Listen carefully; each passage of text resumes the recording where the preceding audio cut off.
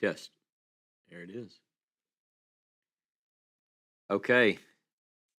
We've got a couple of minutes. I'm going to make sure that people know how to get here, and I said 11:45 a.m. Central, so we still have 2 minutes left, but we wanted to make sure everything's working on our end. Hopefully, some of you have some comments or questions, insights that you can share with the rest of the group. And I'm looking forward to a discussion with all of you here today. So some of you just made it here today, so welcome and congratulations. You passed the first test, and the rest of this is pretty easy. If you want to ask a question, you want to share some comments or insights, you just simply raise your hand. And what that does then, just like a call-in radio show, I can give you the microphone.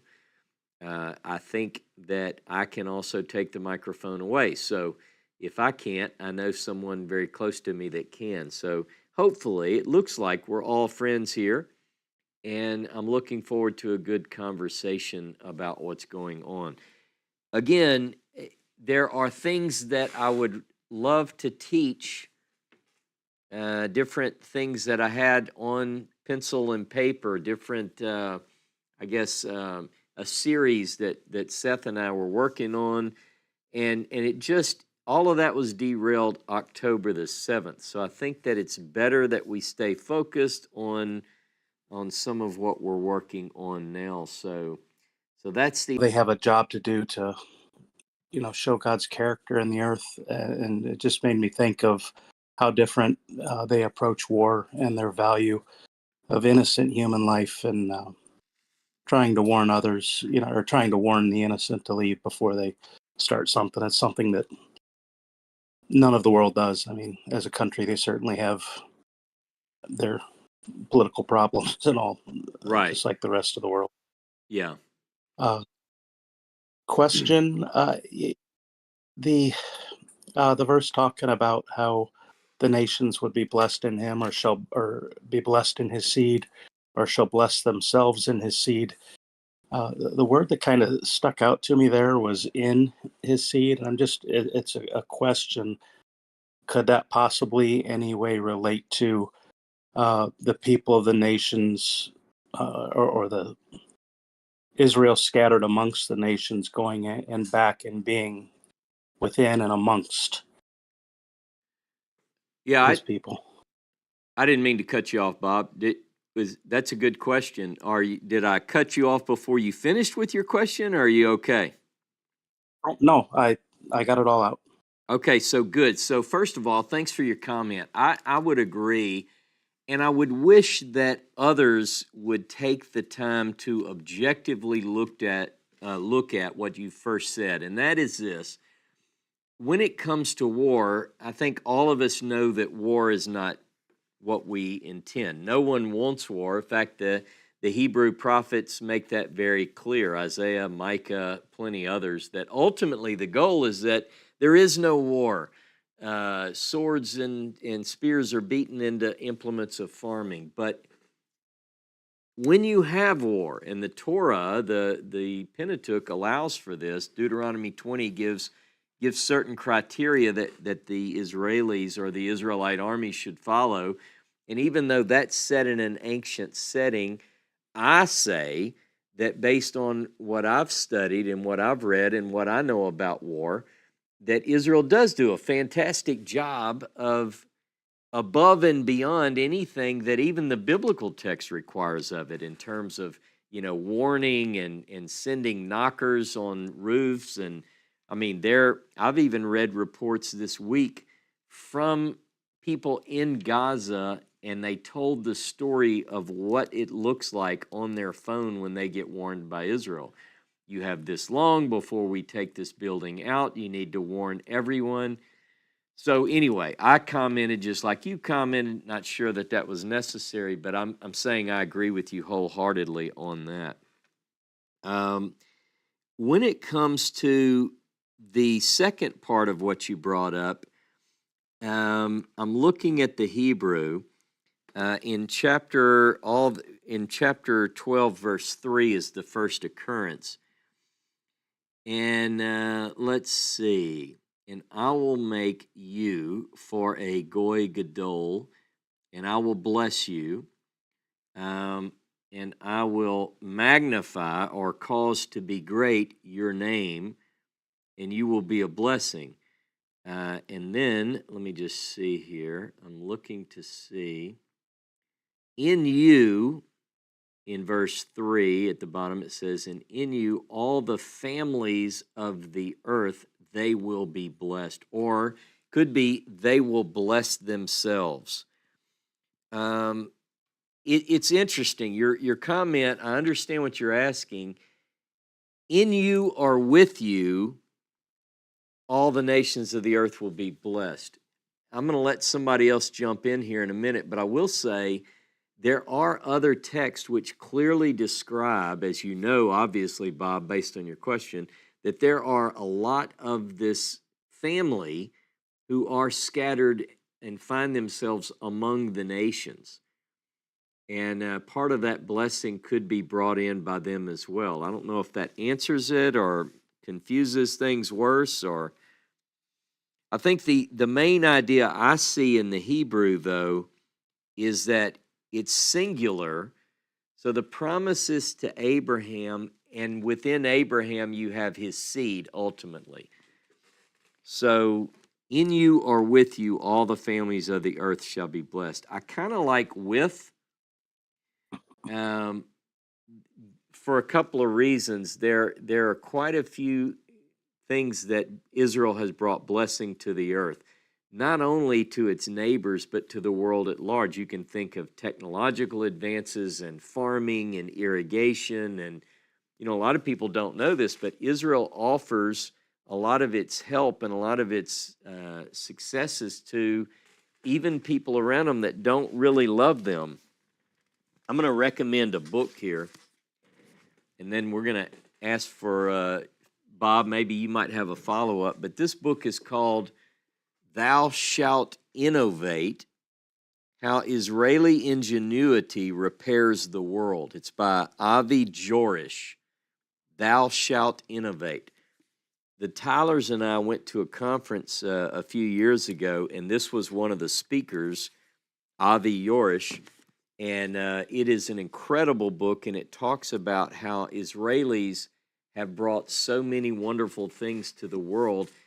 And so how are Israelis, how is it that the nation descended from Abraham, Isaac, and Jacob is to bless the nations? Well, they're doing it in medical and science and technology. And I think that in those many ways and many others, we see that. So I know that I have an ability to read what I want to in there as opposed to what it's saying. I guess what I'm asking is it in his seed or with his seed, as opposed to through him, will the nations be blessed? Do you understand the difference I'm getting at? Yeah, and I don't think you're guilty of putting things into the text there. I would just say that it very strictly reads, you can interpret it based on this, and they will bless themselves, or they will be blessed in you or with you. Who will be blessed, or who will bless themselves? And then it says, all the families of the earth. So we may be dancing here, but I'm just telling you exactly, in you or with you, both are possible.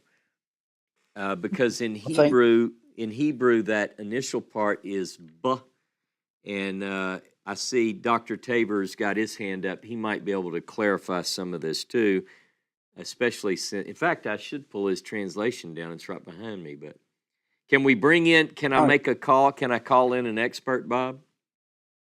Absolutely. Is that okay? Oh, yes, sir. All right, let me call in Dr. Tabor. Dr. Tabor, welcome.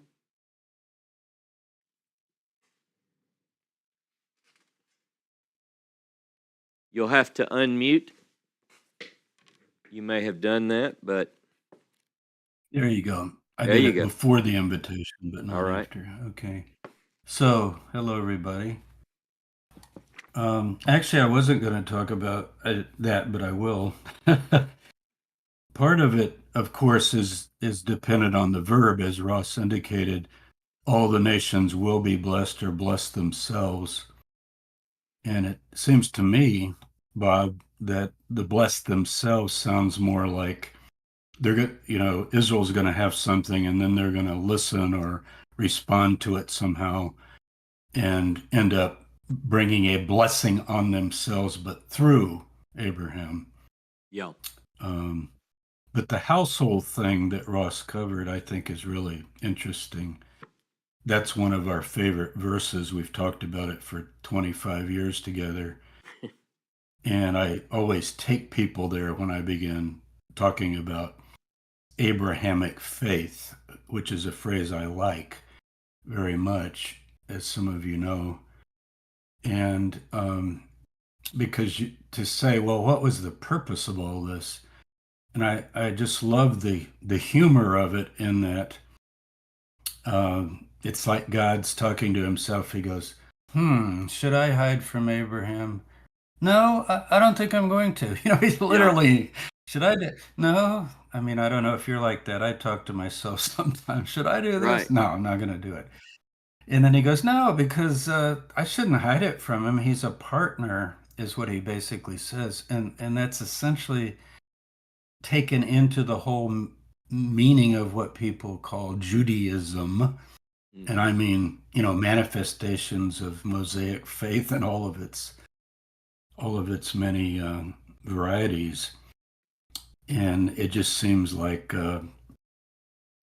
what is it to teach justice and righteousness, to like, here's your mission impossible or something like that.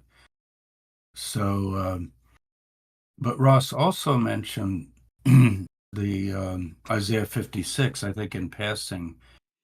I will gather others than are gathered, and some Right. people take that as, oh well, that would be the lost tribes. But in context, remember, it's the stranger, the foreigner, the ger. So I guess you could say, well, if God divorces the northern tribes, they're ger, and Hosea does seem to indicate that they become not my people. Yeah. Well, if they're not my people, I guess they're ger. So it could mean that. But when you have all the nations coming up in this kind of unified vision of the world achieving its potential perfection with peace, justice, and righteousness filling the earth, knowledge of God as the waters cover the sea, all of our favorite passages, what Jews call tikkun ha'olam, it seems like there's not a lot of difference between the missionaries, you might say, that are going to go out and promote this. Abraham's team, let's call it. Yeah. You say, well, do you descend biologically from Abraham? Most Jews couldn't prove that. We don't have the Abraham gene yet down. Mm-hmm. Got certain areas people migrate from, maybe through DNA. But isn't the real question whether you're part of the household that was taught to teach justice and righteousness to the world? And that would include all sorts of varieties of people that may not be able to claim Jewish heritage. Yeah. And one other comment, if you're looking for Jewish heritage, sometimes people think they don't have it at all. And the rabbis talk about something called a Yiddish neshama. That's basically a Jewish soul, as they would understand it. But it seems to imply that something that the prophets do hint at, and that is, if Israel's scattered among the nations and not a least grain falls to the ground, but there's a kind of a sieve, then we here in this group know quite a few people that had no idea they were, quote, Jewish, unquote, meaning they actually do have a descendant that has some sort of a heritage of that sort that they weren't even aware of. And my guess, so does that matter? I don't know if it matters, but we've said for years in UIW that it's a matter of the heart. Dennis Jones wrote a wonderful article years ago. We should maybe find it and put it up. It might be on our website, but it was called A Matter of the Heart. And the idea would be finally, how are God's people identified by their mission, basically, and the pull of the heart? And how much that includes biology, I'm not sure, but I would question, and I bet Dave has something to say about this. Saw him pop on. I was going to say it before he popped on. Biology is not just strings of DNA. That's what we're on to now. But we don't actually know what consciousness is. I'm not talking about Greek immortal soul, but Robert Kunin is a friend of ours and probably the smartest person I know right now on the planet. He's just so incredibly brilliant. He runs his show closertotruth.com, if you don't know it. And he would tell you, after interviewing everyone who's everyone in terms of science and the brain and biology and everything, that there's a mystery that gives us our personal identity and our self-consciousness that we have, that we don't know where it comes from. So, when we start talking about, well, I checked my DNA and they said I was, nothing from the Middle East and I came from whatever, that could have to do with literally how your body got here, right?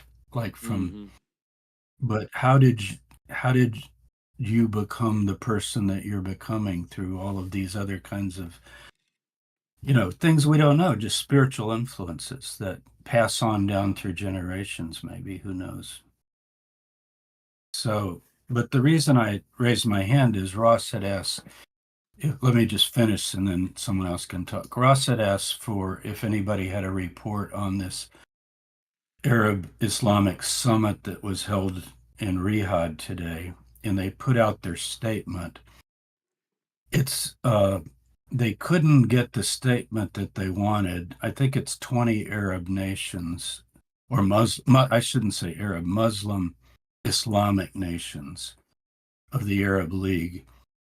And 4 of the nations, they're not naming them officially, but I think, let me just look, I think Patty Tyler had found pretty good indication of the press's speculation. Let me see here.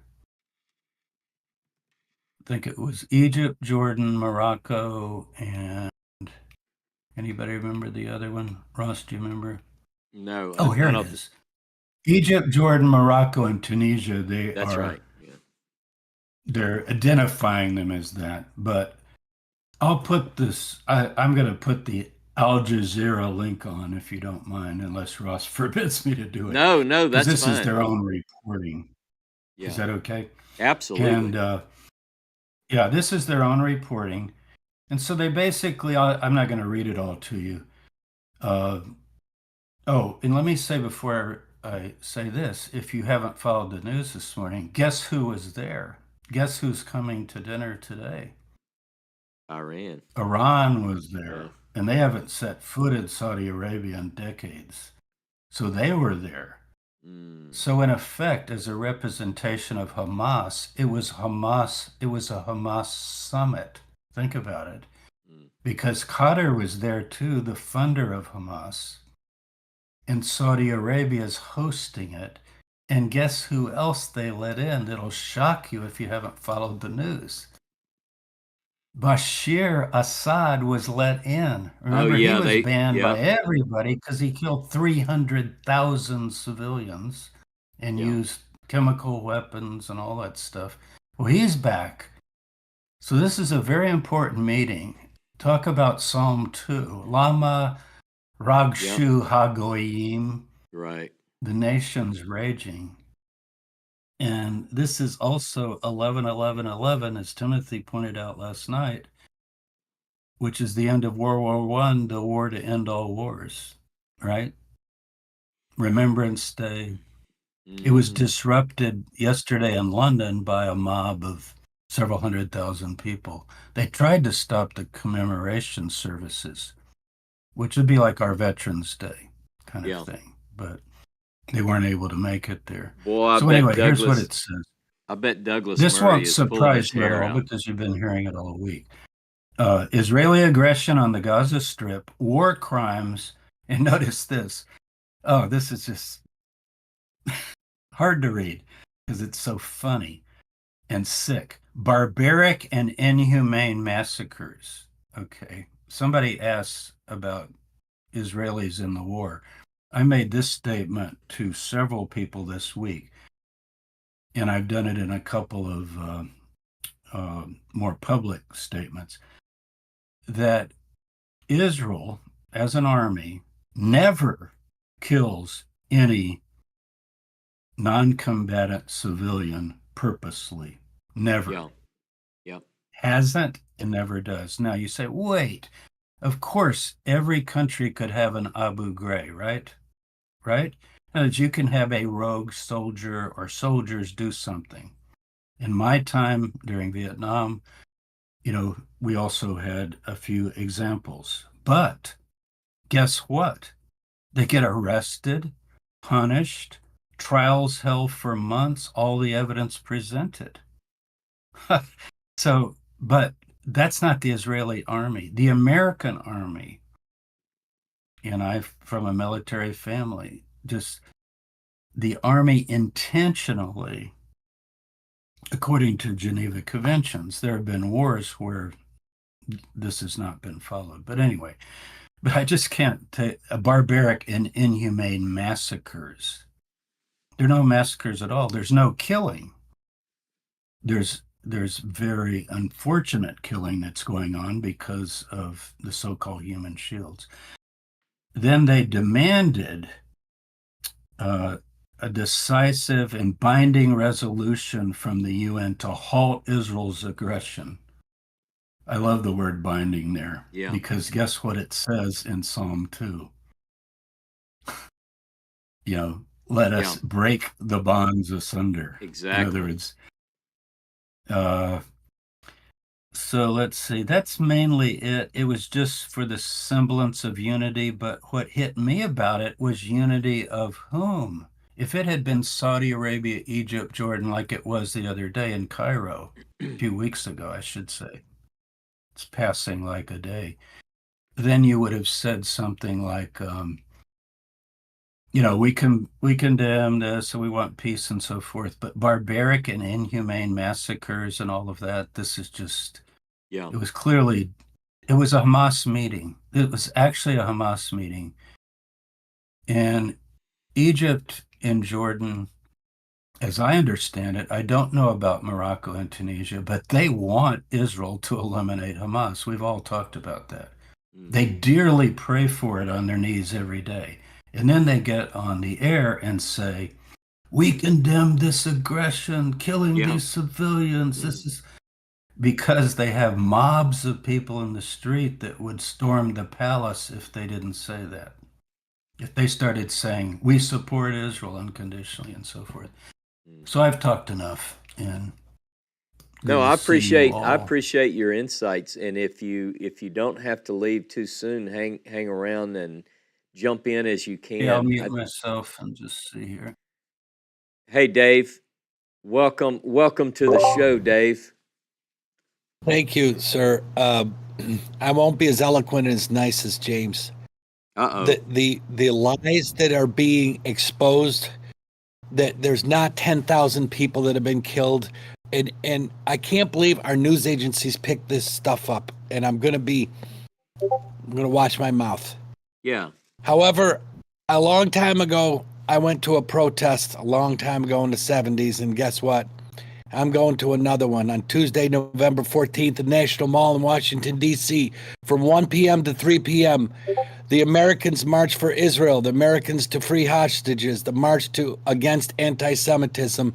And I'm busier than, a one-on-one paper hanger, but I'm going. I saw that advertised. I saw that.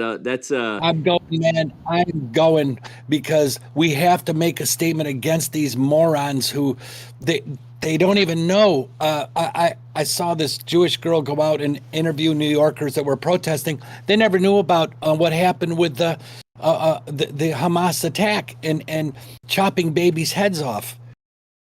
We listen. You chop babies' heads off so many that they didn't know which head went with which body. I'm sorry to be so gross, but that's what they did. Yeah. And call them what they are. They're the ones who are doing the unspeakable. They're the ones who are killing 80-year-old people, and they had a plan to go. They caught them with the plans to go in schools and shoot people. Yeah. I'm sorry, but I've made my stand, and you know what?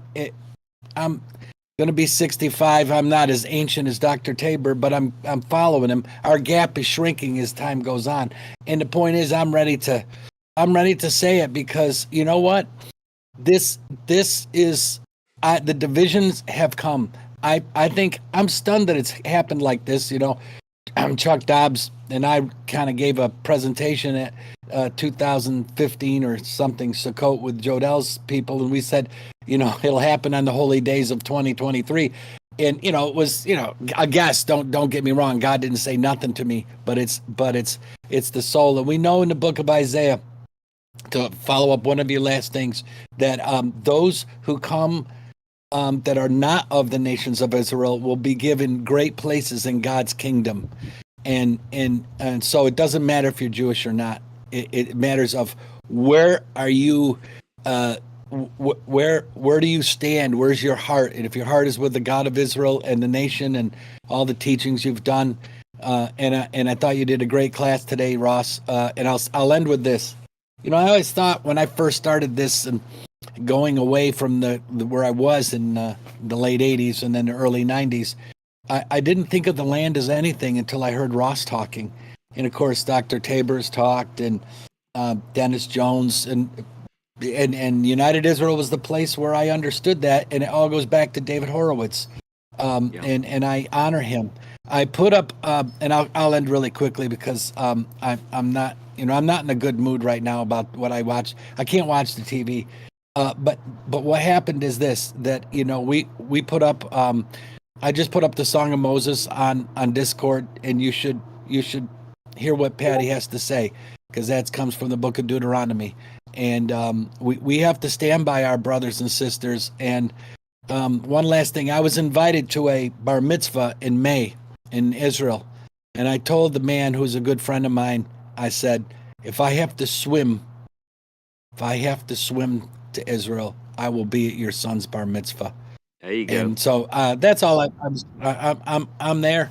I thank y'all. Y'all did a great thing. Hey, Dave. Before you go, Dave, if you maybe we can touch base this afternoon. When you're there, I would love to bring. If Seth can help me with the technology, maybe we could bring you live on YouTube, and you could kind of let us be part of that march. You know what I'm saying? Hey. Yep.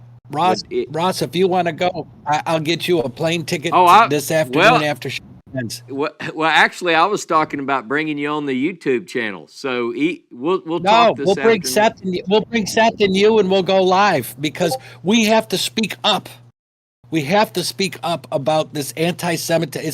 It's not anti-Zionism. It's anti-Semitism. I'm going to jump in. You should there go. You go. And look at that. I'll join you if I can. I have to check with Lori. But we hey, listen, Ross. I will. I don't care if 5 of us have to stay in one room. I'll get a big room, you know, or if there's a couple rooms, we'll get them. But we have to go and speak out. And I remember, you know, joining protest marches when I was in my teens, and I remember that. But this time, I'm a believer, and I understand what's going on. And you know, I'm not saying God told me to go. When I got it from the Jerusalem Post. They wrote me an email and said, "Will you please join us?" And I wrote right back and said, "Amen, I'll be there." So, anyways, we'll talk about that later, Ross. I don't mean to embarrass you in front of all these people, but you're not embarrassing me. Man, yeah, I'm gonna tell you it'll be a fun thing. And like I said, you know, it's time to speak up. And I've heard all these people. And let me say one last thing about these people. they think they're doing right. They're not being mean. A lot of the people that are doing it think that Israel's just there slaughtering kids.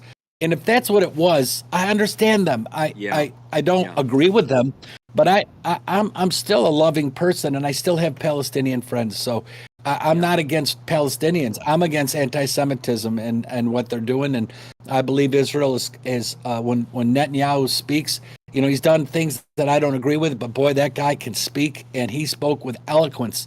And it's tough right now. Anyways, great talk today. And like I said, other people need to talk. I just want to let you know we'll talk later tonight, brother. Hey, thanks, David. I'm going to bring Carolyn first. I see Clody as well. Carolyn, just brought you on. You already know how to unmute your mic. And how are you today? And let us know what your thoughts are.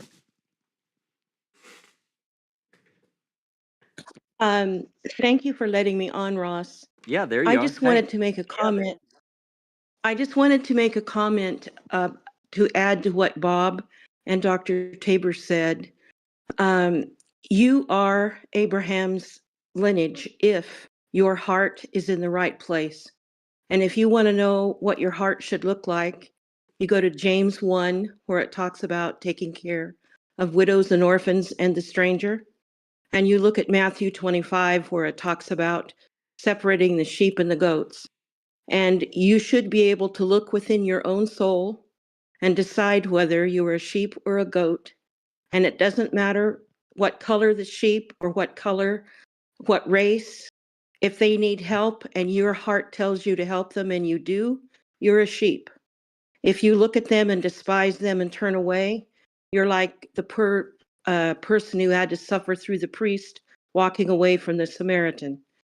You must go with your heart. God is looking for people who follow his heart, and he's given us guideposts to decide whether we are of that lineage and that faith and how we place our heart. Thank you. Hey, thanks, Carolyn. I appreciate it. All the way from France. That's why I love this technology. We can bring people in and all right. Thank you very much. And let's see. Let me bring in Clody. And I am scrolling back up. Let me get to invite you on the screen.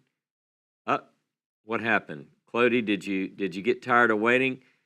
I am ready for you now. Here we go. There we go. Okay, Clody, how are you today? All right. I'm good. How are you? I'm okay. Can you hear me? I can, yes.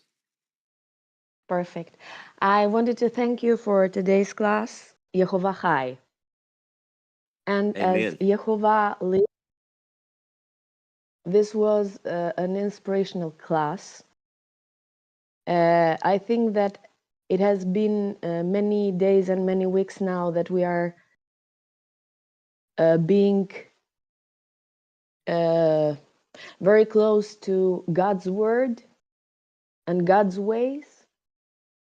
And hopefully we will see Psalm 3 as we leave. Can I read like 4 or 5 verses? Absolutely. It's from Psalm 3. O Yehovah, my foes are so many. Many are those who attack me. Many say of me, there is no deliverance for him through God. But you, O Yehovah, are a shield about me, my glory, he who holds my head high. I cry aloud to Yehovah, and he answers me from his holy mountain. I lie down and sleep and wake again, for Yehovah sustains me. I have no fear of the myriad forces arrayed against me on every side. Rise, O Yehovah, deliver me, O my God, for you slap all my enemies in the face. You break all the teeth of the wicked. Deliverance is Yehovah's. Your blessing be upon your people. Also, I wanted to mention another That's beautiful, by the way. verse. That is a beautiful psalm, and no one can pray those prayers, like the Psalms. I mean, they really are. I appreciate you Yeah. reading that. Okay, I'm ready. Next one. Next one is I was looking at Dr. Tabor's classes with my sister Arta this morning, and we were looking at Zachariah, one of those verses, Zechariah chapter 1 and verse 15. God says, I am very angry with those nations that are at ease, for I was only angry a little, but they overdid the punishment. Yeah. So that was perhaps what I've been wanting to express the previous weekend, I the remember previous that. Shabbat. So yeah. So I think that everything will happen in God's ways, and we are just to pray to Him and to seek His help and His hand, because everything will happen. And hopefully, I will be able to follow you live from that protest that you are going to be part of. Yeah. Well, Thank no, you. thanks as always for your insights. It's also good to see Arta is with us today too, and I'm guessing that the time zone is not as comfortable as it is for us. So I don't know. Well, actually, I guess it's in the evening, so that's It's not so bad. it's evening, Okay. yeah. It's Okay. not so bad. Well, but still, thank Okay. you for joining us, both of you. It's nice. I know Arta's over in Albania. Yes, James. Let me invite James. Morning, Ross, Hey, or James. afternoon. So, I liked how Dr. Tabor put it that, if you're not Jewish, it's, you still have a spiritual connection to Abraham. And so when I worked as deputy sheriff, I contracted out for ICE, and I took care of the people that were being deported or held for ICE, and a lot of them, the time that I was taking care of them, were from Egypt, and so I sit inside with these people. I worked this position overtime where I took care of like 60 people that were going to be deported or going to go to court. And anyways, I was sitting down there and I was just looking at some information that and a group of these Egyptians come up to me and they said, we've been looking at you. We study people, especially the sheriffs, to get to understand what their movements are and all that. Yeah. And I said, we could understand and we could see that you are a child of Abraham. Now, do you observe Friday or do you observe Saturday?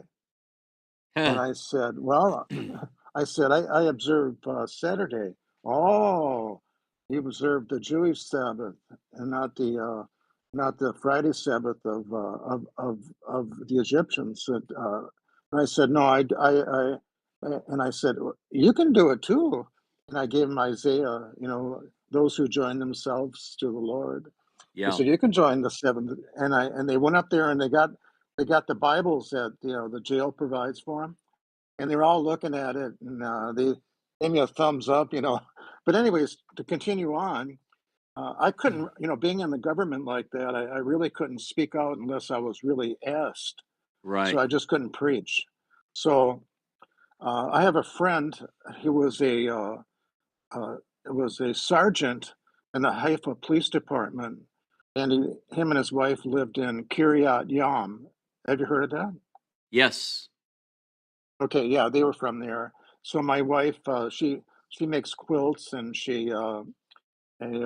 makes pillows and stuff. She sews them by hand, and she sewed his wife a couple pillows, and they really like it. So he came over to visit me. He did. His name was Paul Sherbo. So he came over and visited me, and he brought this jacket, this Israeli jacket from the police department in Haifa there, and it's all kinds of writing on the back and in Hebrew. So part of my job was to transport people that were sentenced spend time in the jail, and it's called the workhouse where they have to serve. And a lot of these people were of the Muslim religion because they Yeah. didn't know how to treat their wives right, so they were like sentenced for domestic assault. So I used to wear my Israeli jacket, and they go, "Oh, we want to ride with him. You know, he knows the Middle East." Mm-hmm. So all the other deputies were looking at me. I said, "You nuts?" I said, Yeah. "No." They said, so anyways, I got the group there. So actually it is a spiritual thing if you believe in you know, the God of Abraham, and it really does show if you really have faith. And so I just wanted to share that testimony with you. Hey, thanks for that. And this, by the way, not to put you on the spot, but we're sorting out. You're James Erickson, right? Correct. Okay, that I just wanted to make sure because when we do the Wednesday night, we a lot of times if someone just gives us a first name, we're trying to pull the people that are in the Yakad and make sure that we give everyone access. So we'll make sure that you have access. So Yeah, I anyway, couldn't get on last one. I couldn't well get on, so it that had won't be a I had to work problem. to get on this. Right, I had to work to get on this Discord. So finally I got on. So, Well, very anyways, thank good. you for listening to me, Ross. Hey, thanks for joining us, James. And I'm going to invite Elisheva. How are you today, Elisheva? I just pulled you on the stage. You may have to unmute. I just did. Thank you, Ross. Hey, And how are you? Shabbat Shalom. Shabbat shalom. May it be a true Shabbat Shalom. Better sooner than later. Yes. I had a couple of things. First, I wanted to let you guys know that my computer died right after James was speaking, and so I missed what Carolyn said about the heart, and I also missed Clody's comments. Are these going to be the comments going to be recorded as well later or not? Yeah. These Yeah. after class discussions are posted on the United Israel World Union YouTube channel. So I'll post Okay, that. great. I'll post that link in the UI Facebook group and on the Discord. So Okay, good. I have three related but very short little things. okay. One is with the call of Abraham, the Lech Lecha. Yep. I noticed, well, it was pointed out to me actually by a years ago that in the Hebrew, Lech Lecha, it's very interesting that the first Hebrew letter of Lech is a Lamed, and Lecha, it ends with, or Lech, it ends with a cough, a final cough, which the Lamed points up to indicate that his children would be as the stars of the sea, and the Ha points downward below the line, that they would be as the dust of the earth, and later the sands of the sea. And I just thought that was interesting. Just Mhm. a little thing in the Hebrew. Yeah. The other thing is several people, I think James first, and then probably Carolyn, from what I can read from the discussion, mentioned about the matter of the heart. And I too, although I've converted, I don't think it's not just for Jews, because I think there is something, I just coined the phrase the DNA of the heart, because I think there's something that calls us within, and it's called me since I was a little girl. I've always felt like Hashem has been like right there, like right behind my shoulder. I mean, I can almost touch my shoulder.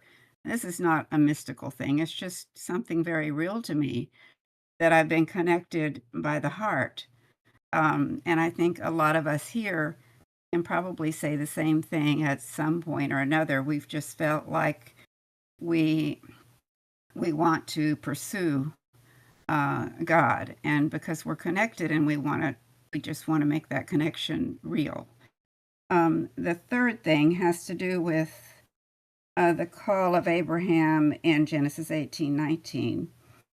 where it says that, he would bring, by doing justice and righteousness in the earth. And to me, that's so closely, that's the Mishpat and the Zedekah, which is Micah 6:8, Yeah. which is the way all of us are supposed to live. It doesn't say, oh, Jew, what is good and what does the Lord require of you? But, oh man, what is good and what does the Lord require of you but to do justly, mishpat, and to love true loyalty, And to to walk. walk humbly with Yeah, and I, I walk. didn't pull that in the class, but it's good that you bring it up because it does tie these ideas together from a prophetic standpoint. The walk that Abraham is called to, Lech Lekah. By the way, I did put that Hebrew in the chat Yes, so I people see can that. see. Thank you. Yeah. But Mhm. yeah, Micah is a very, very chapter 6, verse 6 through 8 is very powerful as it relates to this walk. I think it's very important. I do too.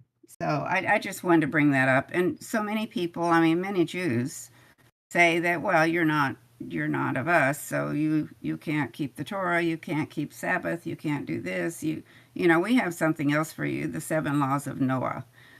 Well, to me, the 7 laws of Noah are they're just not enough. They're not enough. Why not go for the whole thing, right? Because it's Yeah. all been given to us right here. So anyway, that's my deal for today. Hey, very So, good. I thank you. appreciate it, Betty. Good to hear from you.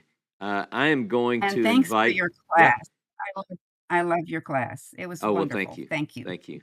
All right. You're I welcome. am going to invite David to the stage. David is calling us all the way from, I am assuming, from the desert of Israel. Is that right? Are you at Biblical Tamar? I am right here at Biblical Tamar Park. Do you have guests with you? Do you have others sitting around that table, or are you by yourself? Give us a clue. I'm sitting here in the office by myself. Okay. There's 2 other women, Cynthia and Esther, but they are leaving this week. Okay.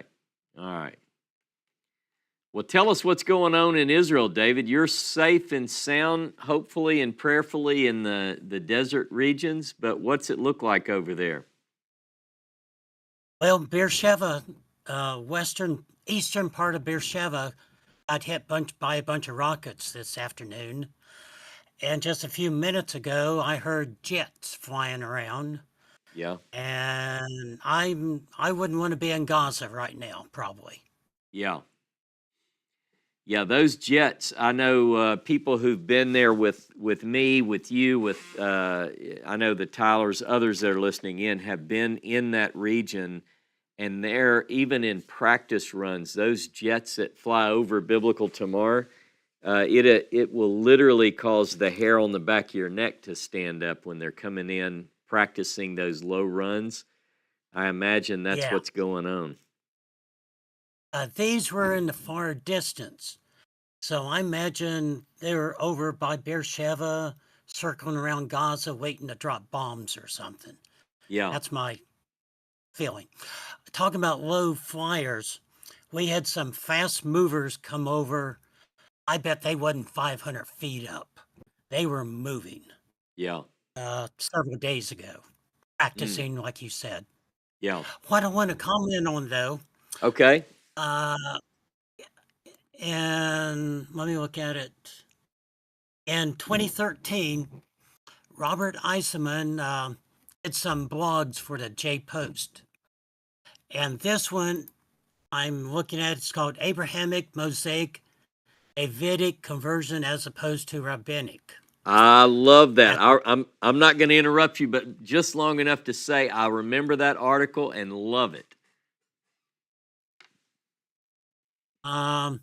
At the very last paragraph, he says, rather, it has everything to do with what is in your soul or in your heart. If you identify or want to identify, then you are Jewish, the Israelite nation. This is a hard enough requirement in today's often brutal, cruel, and already proven barbaric world. Surely this takes courage and spiritual purity enough. That is all it has to do with, and all it ever had or should have to do with. And, I advise everybody to kind of do a Google search on it. It's a very interesting article. And he goes into different facets of maternal or paternal heritage and all that. What's It's a one great more time, David? What's the title? I can't remember. Is it called Abrahamic Conversion? Abrahamic / Mosaic / Davidic conversion as opposed to rabbinic. Okay. Now, And yeah, go ahead. Sorry. I'm just saying, you can find it. I found it by doing a search, Google search. Okay, Susan, Robert it looks like, Eisenman. I'm sorry, David. Susan just posted the link, and I will read that fresh again today. I could probably, some of you know, especially the Tylers and I and Tabor and some of the others know how Eisenman is very, very, those of you who don't know Robert Eisenman would be in for a treat. Maybe I'll call him and talk to him. We are friends, and I'll just kind of feel him out, meaning you can't bridle him. Once he gets going, you have no idea. This is the understatement of the year. But I'm thinking if we might be able to get him to come on and give some of his opinions. He is a very, very opinionated person, and it would be fun, none to say not the least. I think many of you who have been to United Israel conferences in the past have met Dr. Eisenman. So, David, I didn't mean to cut you off. What else you got there, brother, from deep in the desert?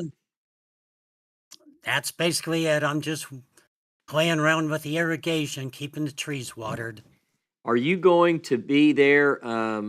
So you're basically the supervisor and the help all by yourself right now? As soon as the two ladies leave this week, I'll be here by myself.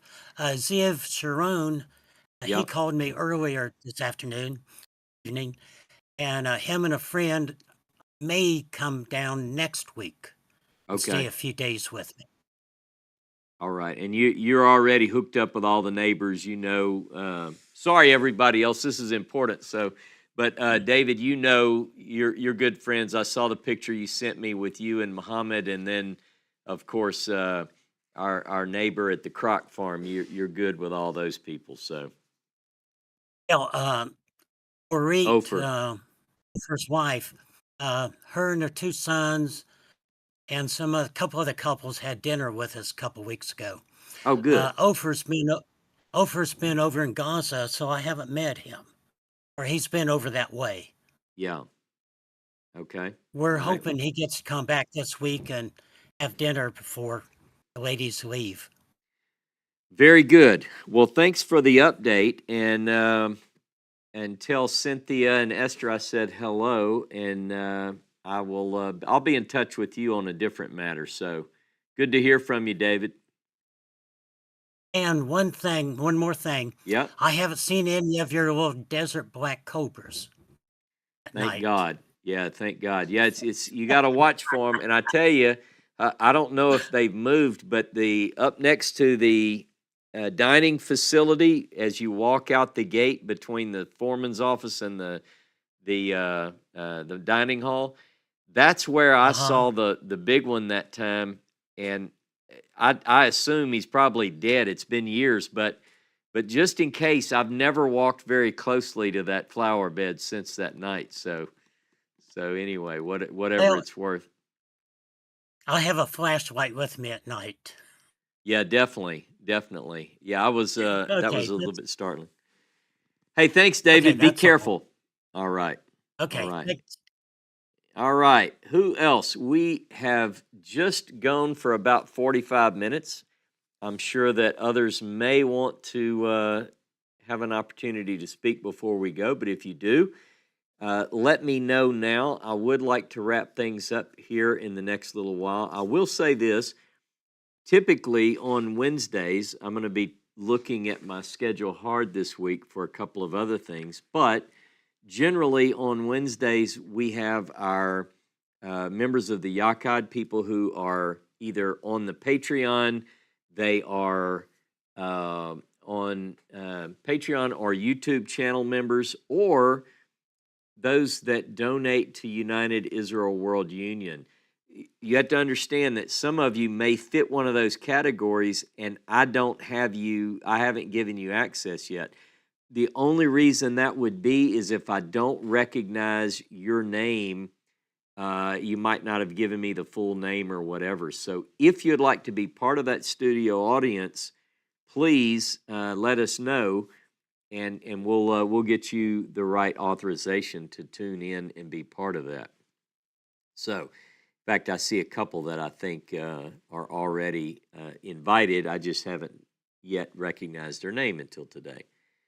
Any other questions, comments?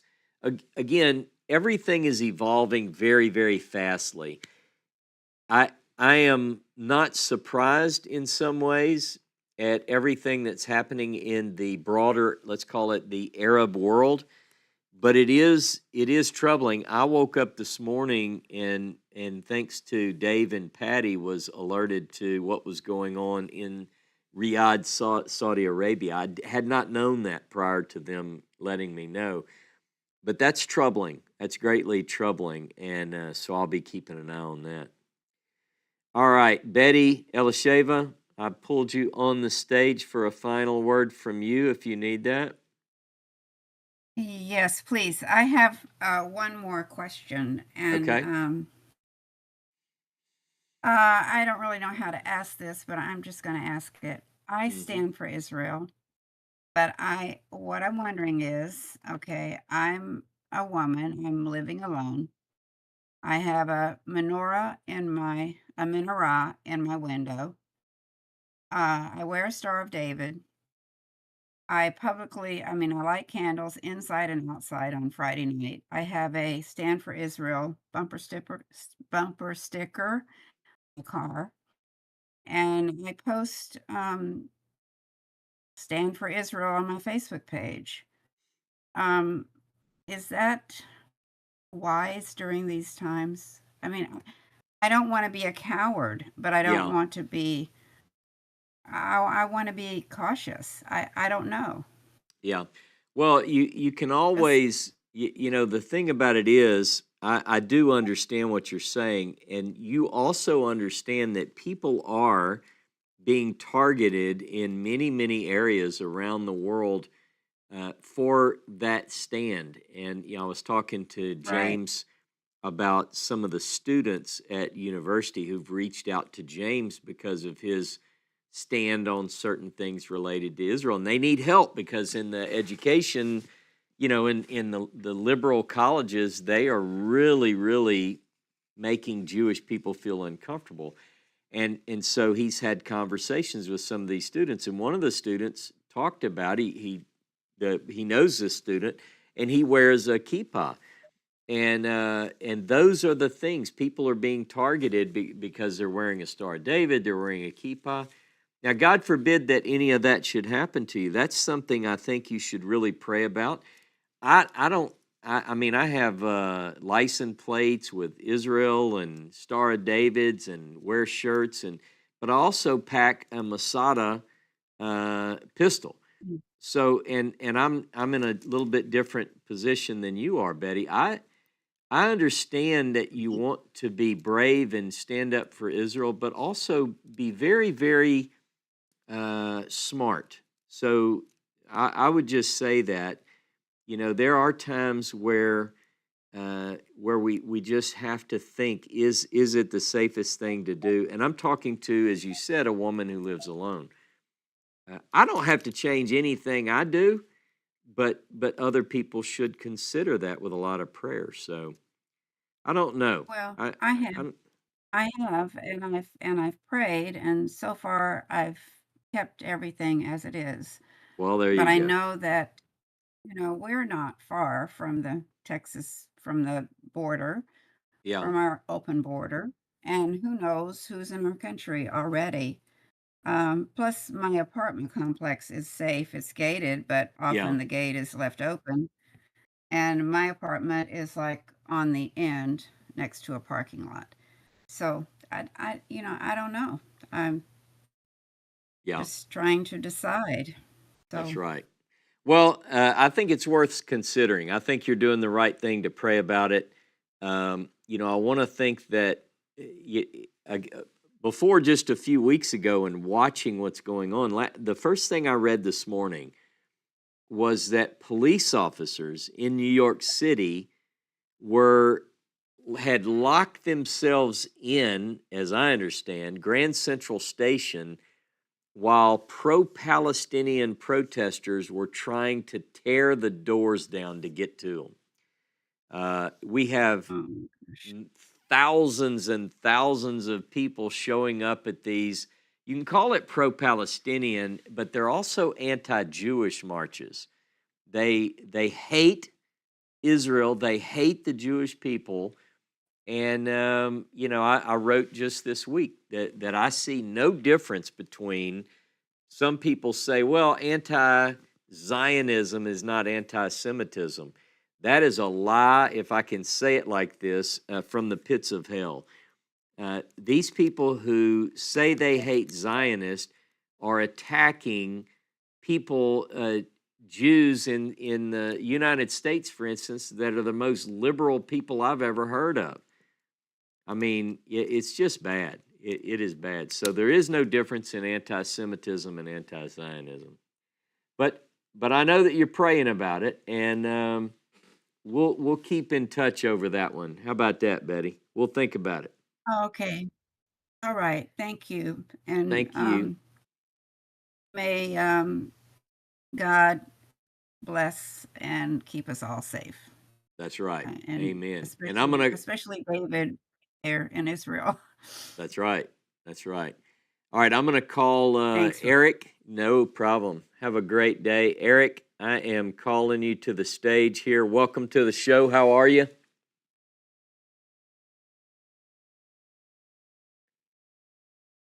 I don't hear you yet.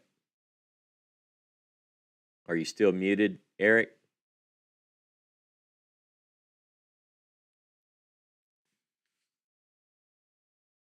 All right, I'll give you a couple of seconds to try to find that unmute button.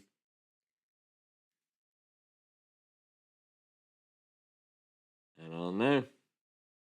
I think we've heard from you on previous shows, so I don't know what could be going on there. All right, I'm going to let you keep playing with it, try to find it. Seth this says, work? there it is. You got it. That's it. It had the wrong output or input device for my microphone. Anyway, Got it.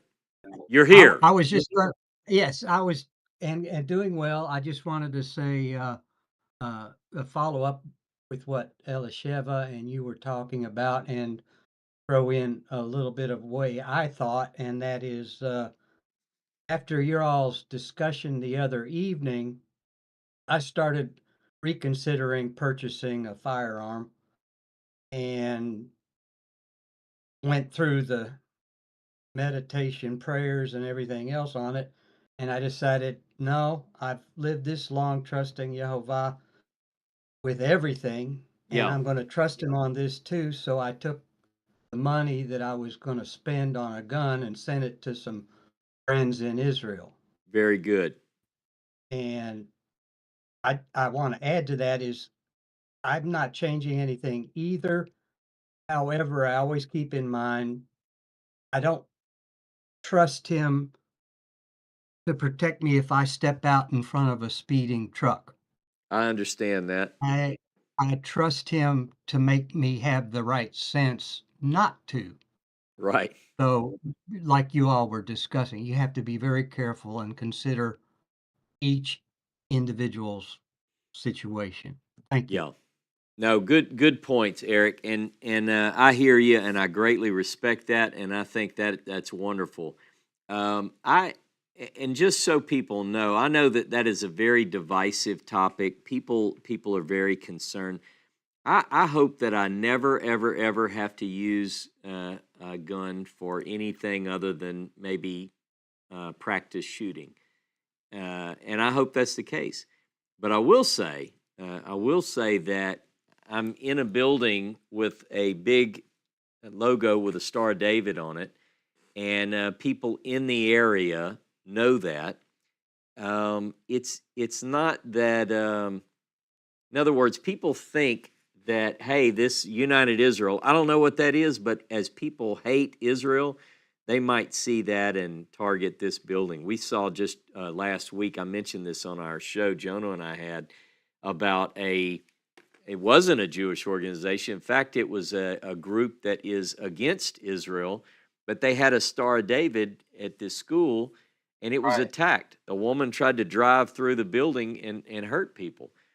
And so anyway, we have different views on things, and that's fine. I do trust that God can protect me, and I don't put myself in bad positions either if I No. can help it.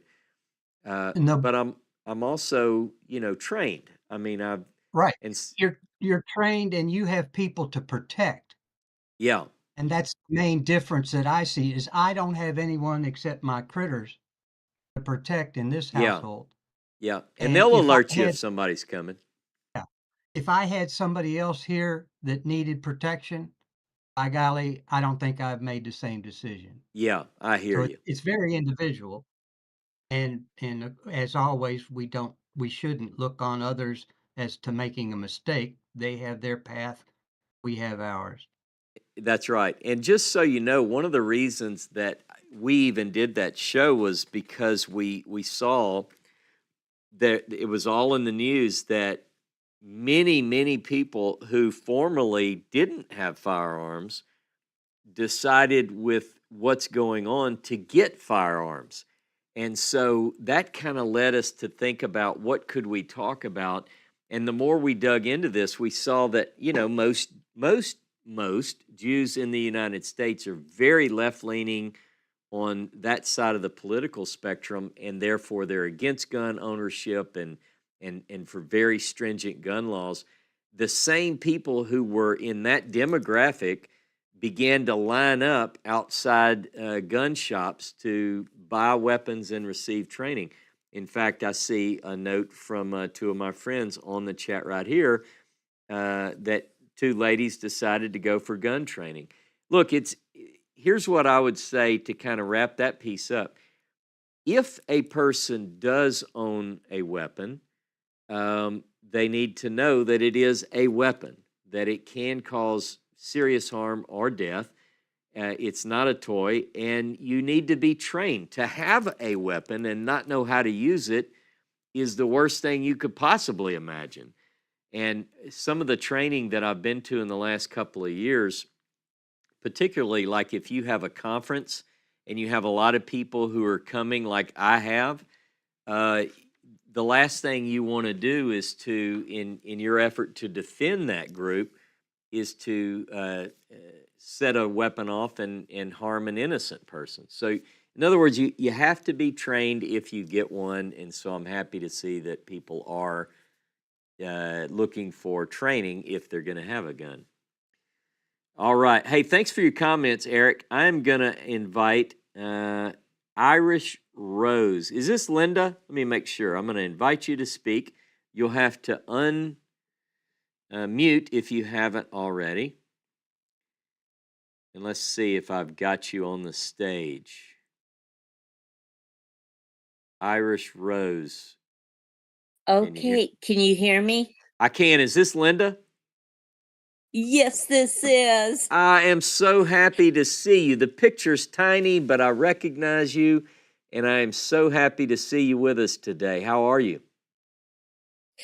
Good. I'm glad to be here. A long time ago, I tried Discord, and I got so confused, and I left it. And then after the class, I didn't get to whole class, but listening, but most of the class. And then I saw that you talked about coming on here, so I go, why not? Good. Um, Good. yeah, thanks. It's good to see you again and talk. I'm in the Detroit area. So with that, you know that I live like about 25 minutes from a large Arab community. Uh-huh. And also, I'm like 35, 40 minutes from different Israeli or Jewish communities and that. And so and I've been watching a lot of Israeli in English, I-24, I think I've been watching about the Yep. news coming over because about the American news station and slanted one way or another. I just Right. wanted something coming from there to know the truth in that. Yeah. And that. Um, so with that, and I understand, Betty. I'm single. I live alone. I have both communities not that far from me, and wanting to stand up for Israel and trying to do what I can, like giving to things that will help, like the warriors. Yeah. It was something warrior that I gave to that's going over there and that. Good. So with that, but being strong, I mean, on my profile picture on Facebook has the Israeli flag, and also posting different things related to that I stand with Israel and that. And right now, that's about what I'm doing for that. When it comes to the earlier talk with Dr. Tabor and that, about and the article that Sally had put, I found out where to get that, Yeah. and send it to myself. Because as small as I can remember way back, I remember having this love for Israel, and I had no Jewish people around me, and just the honor of knowing Mashiach is coming from Israel and that, and I am a Noahide, Mhm. and just I mean, that's where I am in this process. But I took a DNA, and not having any Middle Eastern, that they Yeah. could find, and I know at times that change. And yes, I'm Irish and more a little Polish there, but I cried because I Yeah. go, I don't understand for a land that at that time never been to, and that, but of course was with you and Jonah over Israel and that. Yeah. I cried at the Western Wall. I Right. mean, there has to be something that Hashem has given to some of us that may have not been, Jewish or know of. And I don't know about the background of either my parents, and I grew up with them, but they didn't talk about the past and that. Yeah. So, um, But but you I feel do know connected. that, You feel very connected, like so many of us. And a lot of yes, people will say, biblically, there is in fact, it is the most prevalent theme in Scripture is that there is a large portion of the physical descendants of Abraham, Isaac, and Jacob that were scattered among the nations, lost their identity, and so forth. And yes, so when I test my DNA, my DNA says that I am from England, Ireland, Scotland, Wales. I mean, it's Northwest European. There is absolutely no connection to what we now identify with Jews. And so, you know, Jono is Jewish, but he's told me, he said, well, you're just, you know, you're a Viking. You're not, but the idea whether I am a Hittite, if you traced it all the way back or whatever, I do think that a large portion of people who are oriented as we are will perhaps somehow find out later that we are descended from this group. And there are reasons that I believe that, all of which are scriptural. But even if not, even if people like you and people like me, Linda, even if we're not related, the Isaiah 56 is a great example that says that even those who are strangers, who are not in any way related, are welcome into the plan when they attach themselves to this people and the plan that God put for the people, the covenant. So, by the way, I see Clody says that we're 2.5% cousins, and that's, you know, I mean, really, there's a large number of people from kind of the same area of the world, and we're all drawn. A lot of us are drawn towards this Hebraic faith. You know, what's that about? I think that there's something to that, honestly. I didn't mean to cut you off, Linda. Oh, no, not at all. And that's good to know what you just said. And it's like, you know, I ask God, I go, you know, you're revealing so much to me. And one time I was crying, I go, well, at the time, 66 years old. I'm older than that now, but and all this time, and at times I feel like so much time has been wasted because of different things and stories where I've come in a spiritual journey. But then the feeling that, well, you know, Abraham and some of the other patriarchs, they weren't young chickens when they started their journey and that. So you're starting it at this age. So what? The thing is that realizing and learning, and that it's never until I take my last breath, that's when it's late to, you know, in studying that. Well, you're only. Go ahead. Sorry. I just feel like I'm new to, you know, renewed or new to everything, even reading Tanakh and stuff like that, and that's okay. You know, the journey is now, and going to Israel.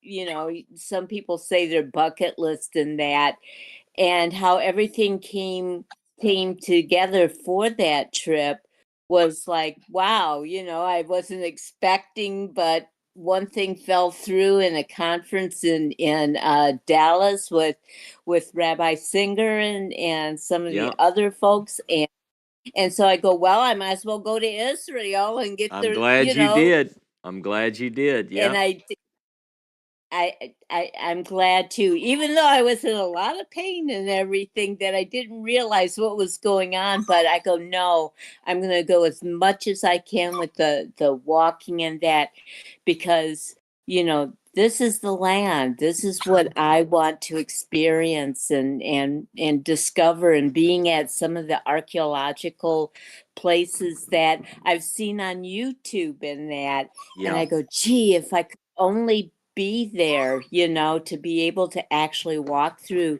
the ruins, and the only thing was the King David, going through the city of King David down in, you know, the Sojourner's Path up to the temple and that. And I was disappointed it was closed, but I go, who knows? Maybe I'll get there someday again. So Hey, thank you so much for bringing me up. maybe you'll go with me next time I go. It was a pleasure to have you on the last trip, and don't worry about this. I'm like you. As long as we have breath left in us, God can still use us and teach us, and you are a great example of that. And I would have never guessed that was your age. So you don't have to tell anybody. They'll think you're a lot younger than that. Thanks for joining us, and I hope that you come in every time. So thanks a lot, Linda. Yeah. All right, Okay. I'm gonna bring Miriam onto the stage. Miriam, I just pulled you in. If you can unmute your mic, welcome. All right, we got you up there, Miriam, and you just have to get that microphone, and we're in business, I think. Give you a couple of minutes. Yeah, for those that miss that, Linda and I went to Israel together, and it was a wonderful time. And we're going to be doing tours again. Don't worry about that. It's coming back, and we just have to pray that it happens sooner rather than later. I think Miriam just unmuted. Miriam, can you hear me? Hey, Shabbat Shalom.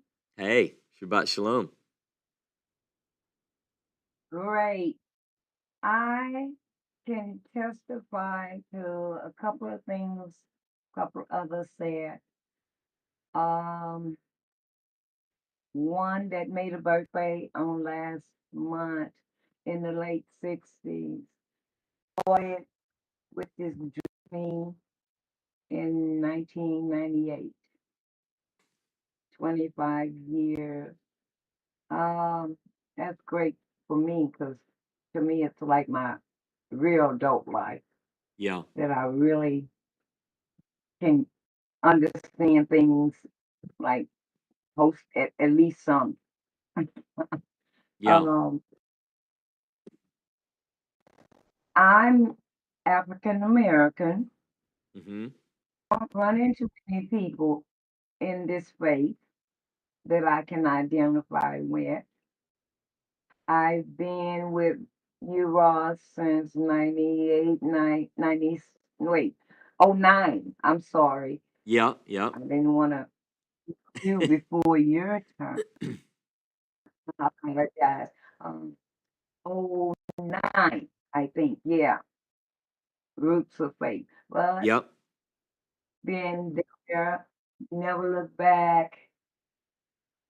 Thank God. I'm one that's kind of have disabilities. I wish I can travel, have no problem financially doing it. Yeah. You know, just can't physically based on some career problems I went through and having retired early Right. age and 20. But that's what God's plan was, and I accept it and don't regret it. And family around that support me. I don't have no problems with it. I is my family, Amen. and I love it. And I have like my life connected. It's like lifeline, and God is good, and Yahweh is all that I ever need. Other than Torah, He's teaching me, He's Yeah. growing me. I love it. So I don't have nothing a whole lot to look forward to, and don't have a problem with it, and no regrets. And then I'm here with knowing Israel, being connected. Yeah. African American, nobody's around me like that. Yeah. Well, And so I'm just, thank you, Ross. Yes. let me say something about the African American piece. The beautiful thing about first of all, you've been a family member with United Israel for longer than a lot of these people have been on here. And we've always appreciated you. We've appreciated your input. And the beautiful thing about working with and for the God that we work with, I learned it as a kid in school. I'm talking about Sunday school when I was little. We sang a song, red and yellow, black and white. They are precious in his sight. The beautiful thing about God is if you look at Jews today, for instance, Judah, it would be the same as with Israel, that these nations, the two nations that God chose, Judah and Israel, were scattered through all nations, as Amos says, as corn is sifted through the sieve, yet not the least grain falls to the ground. God's eyes are on their ways. But this group is not going to look like a certain demographic. Like you wouldn't be able to look at someone and say, oh, Ross must be from this tribe because he has big ears and his nose looks this way. That is totally not what's going on here. And one of the things that's come up in this class today that I think is beautiful is that there is an element that God's word really drives for, and it's a matter of the heart. Remember the story of King David, and this isn't necessarily about race, but the idea is applicable where, David's brothers are all big and handsome, you imagine, from reading in 1 Samuel 16, 17. Now, that's the one, that must be. And then there's this line where it says that God doesn't look on the outside, but on the inside.